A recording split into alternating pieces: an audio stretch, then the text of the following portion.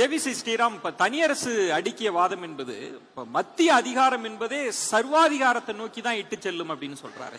அனைவருக்கும் வணக்கம், குடியரசு தின வாழ்த்துக்கள்.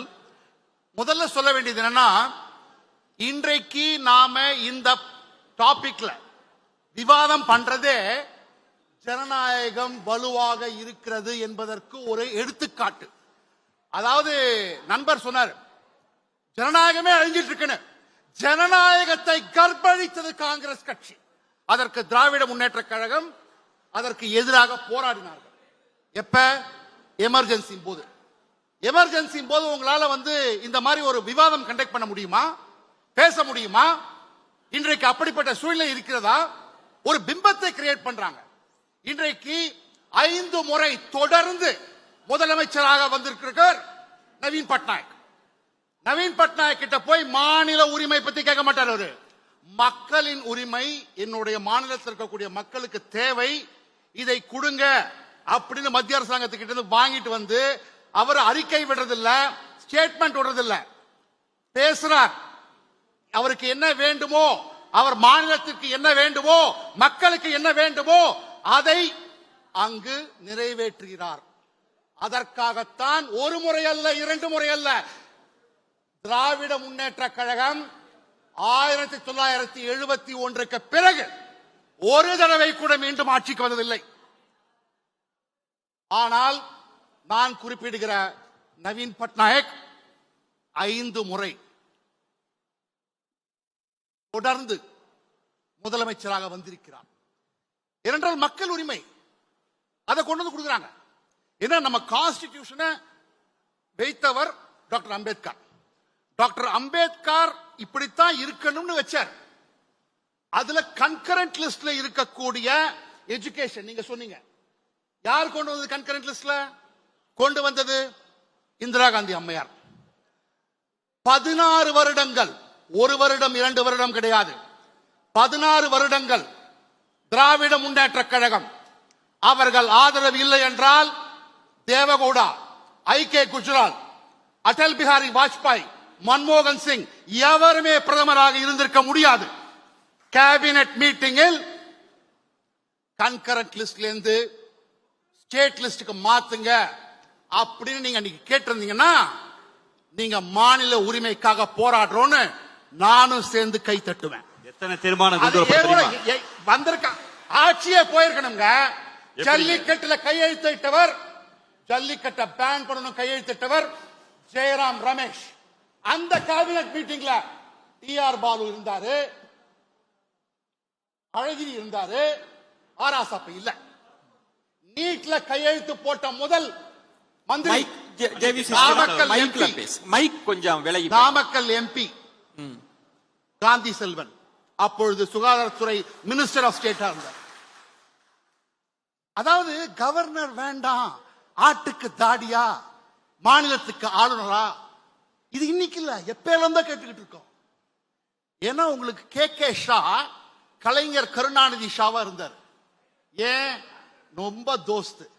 அதே கே ஷா, அதே கவர்னர் டைப் படிச்சு அமிச்சோன்னு ஆளுநர் பதவியே போயிடணும்னு. அப்ப ஆளுநர் தூக்கி இருக்கலாமே சார். 16 வருஷம் நீங்க மாநில உரிமைக்காகத்தான் போராடினீங்கன்னா பண்ணிருக்கலாமே. இப்பொழுது மாநில உரிமை இருக்கு. காவிரி தண்ணீர் நான் டெல்டா காரன்றாரு. ஆனா சித்தராமையா முதலமைச்சர் ஆகும் பொழுது போய் அட்டன் பண்ணக்கூடியவர் காவிரி தண்ணீர் டெல்டாக்கு வரணும்னு போய் போராட்டம் செய்தாரா? உண்ணாவிரதம் இருந்தாரா? சொல்லுங்க. இதுதான் மாநில உரிமை. அதே மேதாகத்து டேம கட்டுறாங்கன்னு தெரிஞ்சோன்னு அங்க இருந்தது பசவராஜ் பொம்மாயோட அரசாங்கம். ஆகஸ்ட் 5, 2021 நினைக்கிறேன், அண்ணாமலை தஞ்சாவூர்ல முதல் போராட்டத்தை ஆரம்பிக்கிறார். எது மாநில உரிமை? உங்களுக்கு ஏன்னா, நீங்க ஆட்சியில இருக்கும் பொழுது சில பிரச்சனைகள்லாம், எந்தெந்த பிரச்சனைகள்லாம் நீங்க கட்சி ஆரம்பிச்சதுல இருந்து பேசிக்கிட்டே இருந்தீங்களோ அதெல்லாம் தீர்க்க மாட்டீங்க.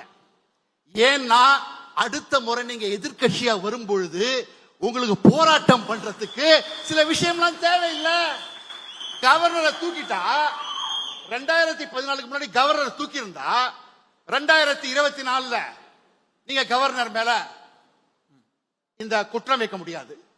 நீங்க இது எஜுகேஷனை கன்கரண்ட் லிஸ்ட்ல இருந்து ஸ்டேட் லிஸ்டுக்கு மாத்திருந்தீங்கன்னா நீட்டே வந்திருக்காது. இப்ப நான் கேட்கிறேன் ஜேவிசி ஸ்ரீராம், 10 ஆண்டுகள் பாஜக ஆட்சியில் மாநில நலன் மக்கள் நலன் பேசக்கூடியவர்கள் ஏன் அதை மாத்தல?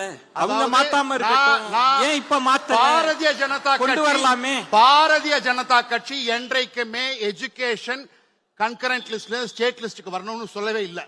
நேஷனல் எஜுகேஷன் பாலிசிங்கிறது என்ன சொல்றதுன்னா 3 மொழி கொள்கை. 3 மொழி கொள்கைனா இந்தி கிடையாது. நீங்க இந்தியா ஒரு பெரிய நாடு. அப்படி என்றால் ஒரு இடத்துல எமர்ஜென்சி காலத்துல மாநில பட்டியலில் இருந்து பொது பட்டியலுக்கு போனதை பாஜக ஆதரிக்கிறது. காங்கிரஸ் இந்திரா காந்தி அவர்கள் சொன்னதை ஆதரிக்குதுன்ற விஜயன் அவங்களை பொறுத்த வரைக்கும் பொதுப்பட்டியல் இல்ல, கல்வியை முழுக்க முழுக்க ஒன்றிய பட்டியலுக்கு கொண்டு போக வேண்டும் என்பதுதான் இப்ப இருக்கிற பொதுப்பட்டியல் கூட இல்ல. கிடையாது பொதுப்பட்டியல். இன்னைக்கு இருக்கிறது கன்கரண்ட் லிஸ்ட் தான் இருக்கு. அதத்தான் நீங்க அதை மத்திய பட்டியல் கொண்டு போக முயற்சி பண்றீங்க. நீங்க சொல்றீங்கல்ல டபுள் இன்ஜின் சர்க்கார்னு, டபுள் இன்ஜின் சர்க்காரே போயிடுமான்னு. இன்னைக்கு தேர்தல் நடந்தா 351 சீட்ல பிஜேபி வருங்க. மார்க்சிஸ்ட் கம்யூனிஸ்ட் கட்சி எவ்வளவு சீட்ல வரும்? மார்க்சிஸ்ட் கம்யூனிஸ்ட் கட்சி 2 சீட்ல வருமா? அது பரவாயில்ல. நீங்க உங்களுக்கு பாத்துக்கங்க. நீங்க உங்களுக்கு பாத்துக்கங்க. பரவாயில்ல. ஒரு நிமிஷம் இருங்க. அரசியல் விமர்சகரா பேசும்போது நீங்க பேசும்போது நான் குறுக்கிடல. ஒரு நிமிஷம் இருங்க. அப்புறம் குறுக்கிடலாம். அரசியல் விமர்சகரா இல்ல சுற்றுவாதத்தை முடிச்சிட்டோம். ஒரு நிமிஷம். நீங்க ஜோதிட வேலையை சேர்த்து பார்க்க வேண்டும். ஒரு நிமிஷம். அதாவது அண்ணன் குறைவா சொல்லிட்டாரு. அதுல எனக்கு மரம் வருத்தம். அவருடைய புள்ளி விவரம் குறைவா சொல்லிட்டாரு.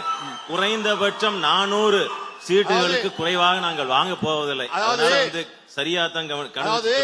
ஆர்டிகிள் 356 அம்பேத்கர் சொல்றாரு, அது ஒரு டெட் பேஜ், அதை யூஸே பண்ணக்கூடாதுன்னு. 90 முறைக்கு மேலே யூஸ் பண்ணிய கட்சி காங்கிரஸ் கட்சி. 1994 எஸ்ஆர் பூமாய் ஜட்ஜ்மெண்ட் வந்த பிறகு அதை யூஸ் பண்றதுக்கு பல ரெஸ்ட்ரிக்ஷன்ஸ் பிளேஸ் பண்ணாங்க.